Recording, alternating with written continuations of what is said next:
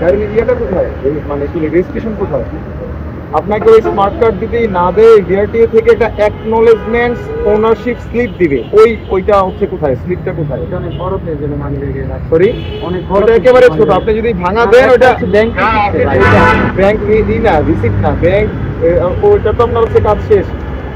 গাড়ির যে রেজিস্ট্রেশন আছে, যতদিন আপনার স্মার্ট কার্ডটা না আসবে, বুকটা না আসবে, আপনাকে একটা স্লিপ দিবে এইরকম ওনারশিপ স্লিপ, ওইটা হচ্ছে লাগবে। এটা লেমিনেশন করার পর মানে ওইটার কি ফাইন আপনি জানেন, মামলা জানেন? ওইটার সড়ক পরিবহন আইন 72 ধারা অনুসারে সেটা 25,000 টাকা পর্যন্ত ফাইন হয় এবং অনাদায়ী 6 মাসের জেল হয়।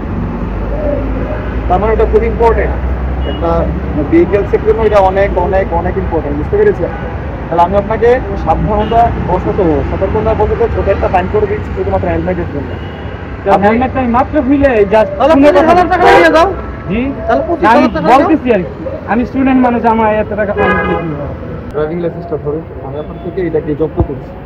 আচ্ছা, এটা ফাইনটা কত করছেন? আমি তো জানি না, এখন স্লিপ আসলে সেটা দেখতে পারবেন।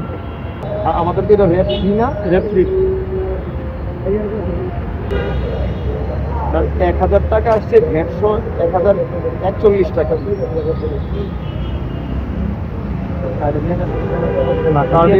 আপনি কার্ডে এটা হচ্ছে দেওয়া যাবে না, কোনো বিকাশ অ্যাপস থাকলে, বিকাশ অ্যাপসে যদি টাকা থাকে ওইখান থেকে আপনি পে করতে পারবেন।